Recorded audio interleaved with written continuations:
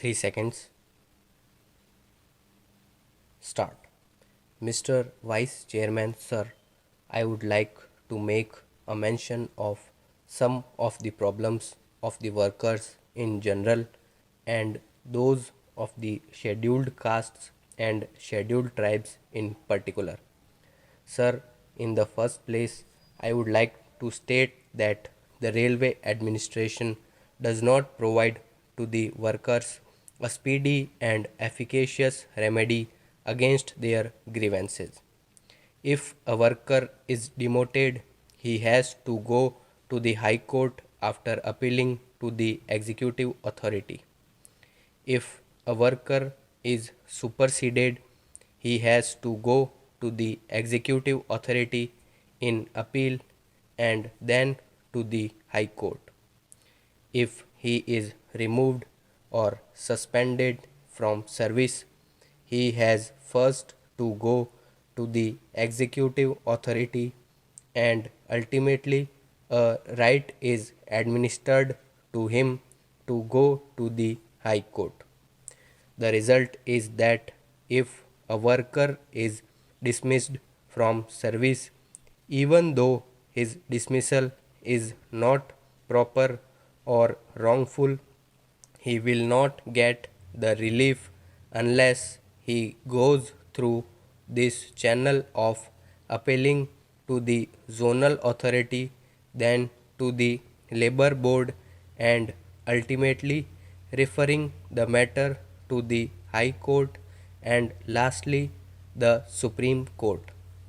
The result is that in a case where the judicial authority holds the termination illegal and improper, the railway authorities are required to pay back the entire wages. It is all right that we have removed and dismissed a large number of workers. I think they are in thousands. What is the outcome of this? The outcome would be that there will be a large number of cases in the high courts and the Supreme Court.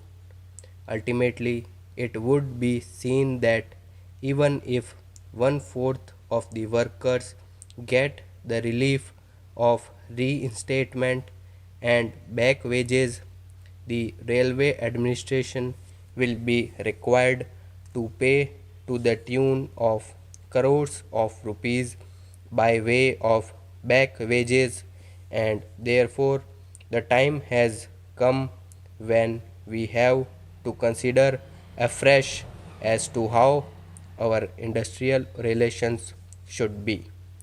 Sir, my friend has very rightly pointed out that under the industrial law, a worker can certainly, after dismissal, go to the court immediately and get his case adjudicated.